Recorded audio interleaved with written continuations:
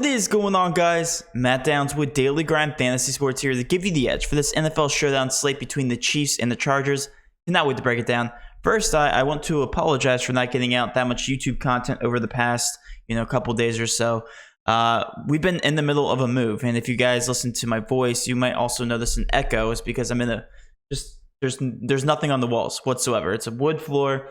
Just completely white walls, and I do apologize if my voice sounds a little bit different. I'm going to try to talk a little bit more quiet so that it doesn't really impact anything. But right now we're setting up the entire office. I'm going to have a nice little setup here with some Jaguar stuff, unfortunately, in the back. We're also going to have, a black detailed wall with a white detailed wall, and hopefully a nice little DGF neon sign there. So we'll have all that. I want to kick up my content a little bit more.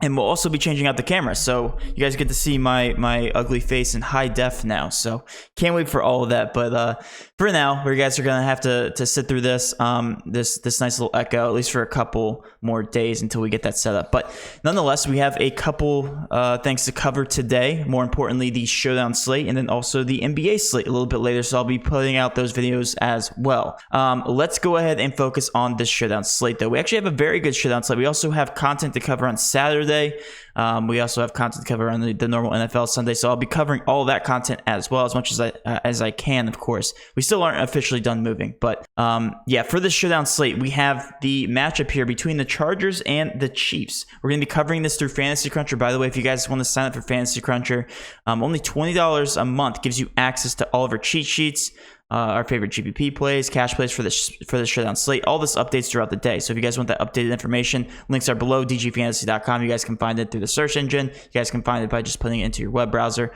all that good stuff. But a $30 package gives you a $20 voucher to any Fantasy Cruncher product. Unless you live under a rock, you don't already know that Fantasy Cruncher is the best optimizer on the market by far. So gives you total flexibility to force stacks, look at ownership projections, and of course Fantasy Cruncher has their own projections. I input mine.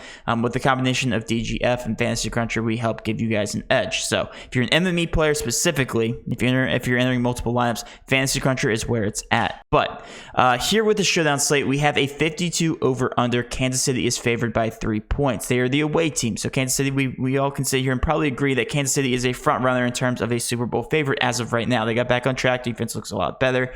And they are the favorite here, the away favorite at the Chargers. I hope it's competitive. I hope we see a very good game because we know the Chargers are very respectable this season as well. Regardless, very high over-under, both very good offenses and decent defenses. So there's supposed to be a lot of scoring. If you guys remember back to last showdown slate, there was a touchdown scored, a defensive touchdown, and it still did not make the optimal. So I have this conversation with you guys every single time I do a showdown video, that there is literally basically no chance that a defense should make the optimal, specifically in the flex position, but more importantly in the captain position. If you're captaining a defense, you're basically saying that you believe the score is going to be 3-0 and there's going to be no offense whatsoever. So right now, that's not the case, at least according to Vegas. Just go ahead and get the defenses out of your player pool. I don't expect them to score well whatsoever. Let's go ahead and focus on the Kansas City Chiefs side because they have the more explosive offense, not by much, but we'll start here at the quarterback positions here with Patrick Mahomes. He is $12K. That is very expensive for any player in general, but he does deserve that price tag. He is projected at 50.9% ownership. We have a projection at 19. That is according to Prize Picks. And I think that's a little bit low. So if you guys want to sign for Prize Picks, go ahead and enter code using DGF for 100% match up to $100. You simply hit the over or under on any certain fantasy projection. I really do like that over here on Patrick Mahomes at 19. That projection right now, 52 Vegas total, it seems like he should hit that over, assuming that this offense does get rolling, and it should, according to Vegas. So I think all these fantasy scores on these Chiefs are actually pretty low in general. So Tyreek Hill, Travis Kelce, and Patrick Mahomes, you can hit the over on each one of those guys, and if the game hits the over, then they should hit the over. But I'm more confident probably in Travis Kelce. So I'm going to be hitting the over on Patrick Mahomes and the over on Travis Kelce at 14.5. As of right now, those are my favorite. Go ahead and enter code using DGF. Again, on sign up, you get $100 free to play with Prize Picks. And you never have to play again if you absolutely hate it. You just get $100 free deposit into your account. If you love it, you can keep playing, showing up to these videos, and we give free picks every single day on our breakdowns. But yeah, Patrick Mahomes is going to be a cash lock. Don't captain him because he doesn't have the best upside here on the slate. One of his wide receivers or tight ends should outscore him, assuming he passes to them, and there's no rushing touchdowns. And again, those are outlier games whenever Patrick Mahomes does have a rushing touchdown. Regardless, cash lock, flex play, love him at 50.9% ownership. Do not fade him if you're playing cash games. Switching over to the running back position, this is where it starts to get a little bit sketchy here because Darrell Williams, CEH, and Derek Gore are all involved in this offense, and we've seen this pretty much every single time that they are all three active. So if we look back to last game, again, this is week 14 when CEH was playing for the second straight week. He played 35% of snaps alongside Darrell Williams, 35, and then also Derek Gore here at 30%. So you're looking at 35, 35, and 30. Pretty much a 3-split carry in terms of the running back picture. So it's going to be very interesting. Very interesting to see, especially with the price tags here, because Darrell Williams at 3,200 is also half the price, if not a little bit more half the price here than CEH. However, Darrell Williams didn't get any red zone attempts last game. So he's more involved in the open field offense, more out of the backfield. 23.3%. He's the highest of the three running backs. I don't know if I agree with that. I still think CEH is the best overall play here, even at that price point at 7K. But Derek Gore fits for a ton of builds here at 1K and does present some upside. He did catch a touchdown last game, or did rush for a touchdown last game, was also involved in the passing game, and he's still on the field a decent amount. And with him being $1,000, you can fit into your builds very easily. And there's always that chance, that off chance you could get a touchdown, break the slate wide open. But nonetheless, at 1K, he's one of my favorite overall value plays on the slate. We have him projected for 4 points, which is 4 times his value. You're only looking for 2 times here, specifically on showdown slates. Darrell Williams, we have projected for a little bit more here at 5 points, and CEH at 12 points.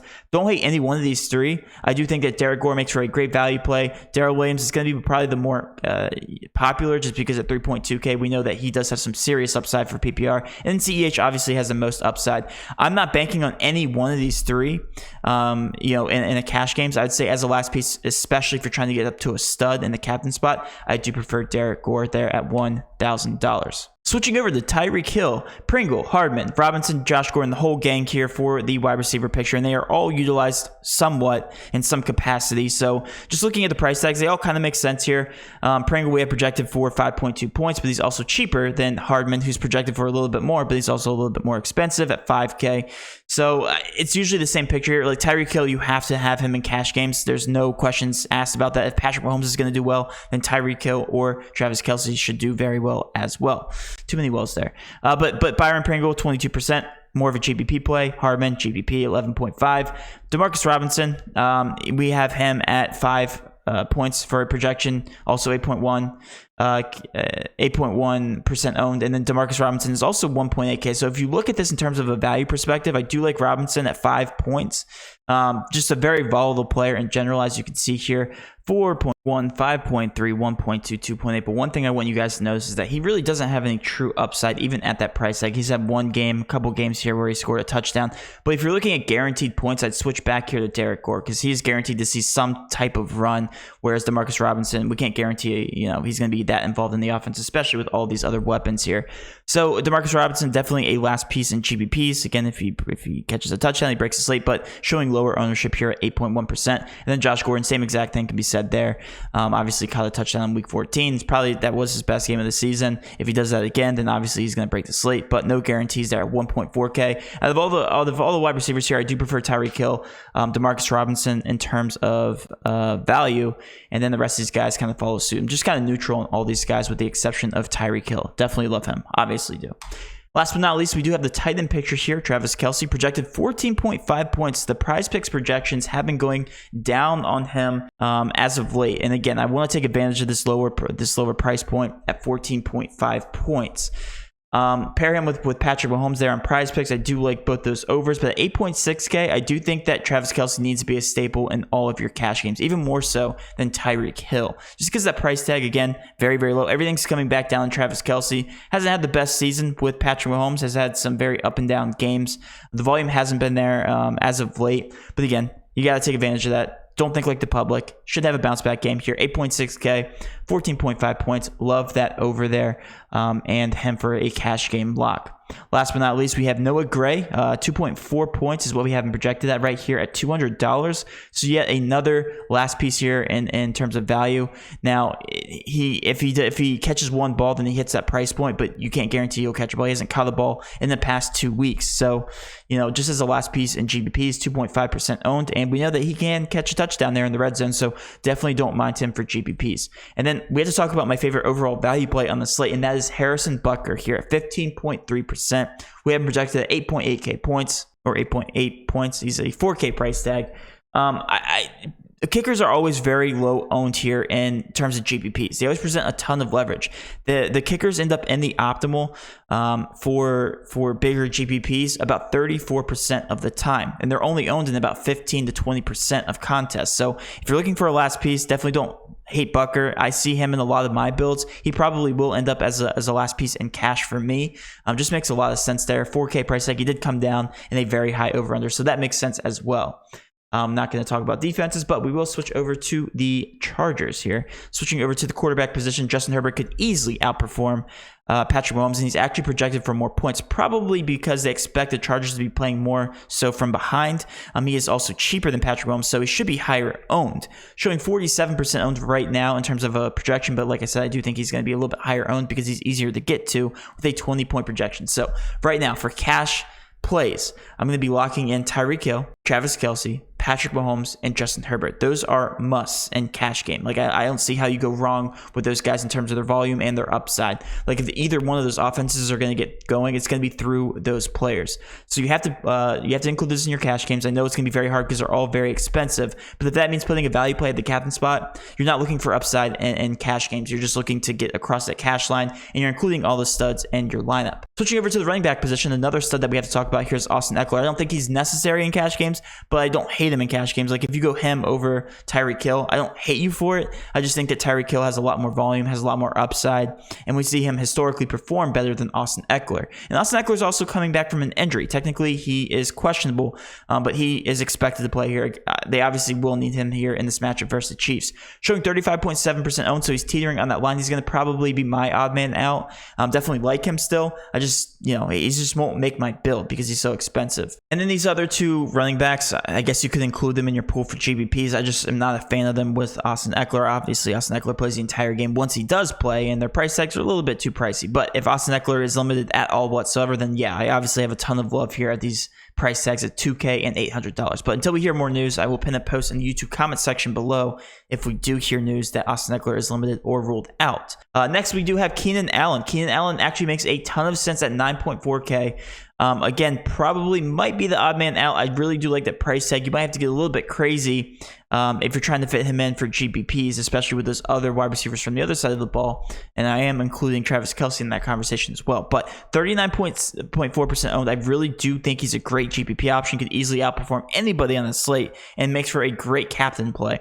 15.5 point projection is what we have him at. I do like that projection. Then Mike Williams here at $7,400. He was the wide receiver number 1 here last week without Keenan Allen, but he's back to his wide receiver 2 role now here. I think he's a little bit overpriced. Obviously makes for a great GPP option, and he did have a good game last game, ending up with 12.1 points, and he's just been all over the place this season. Has had some boom games, has had some bust games, so I definitely don't consider him super safe. I think he's more of a GPP play here at 32.5% owned. Definitely not cash viable in my opinion. Josh Palmer and also Guyton next on the list here, both just GPP options. At their price tags, Palmer $2,200, but they were very much needed last week, but not so much this week with their going back to their normal role here at a wide receiver 3 and 4. So definitely don't mind them for GPPs, but definitely don't prefer them for cash. I do prefer Harrison Butker as a value play, and also Derek Gore on the other side of the ball. You're basically banking on a touchdown for these guys to cover their price tags, which isn't realistic, especially with all these other weapons here on the field. And then last but not least here, we do have the tight end picture here with Jared Cook, projected at 6 points. Not in love with him. I don't hate him. I don't mind him for a GPP option. I definitely don't think he's cash viable. 15.4% owned. Again, another boomer bust option. I do prefer Keenan Allen if I'm going to any one of these weapons. I just don't really prefer him here at a $5,400. And same thing with Parham. I think that's how you pronounce his name. 2.4K, 4.02 point projection. Just an okay play. I'm just neutral on both of these tight ends, and they can easily, go off. I just don't.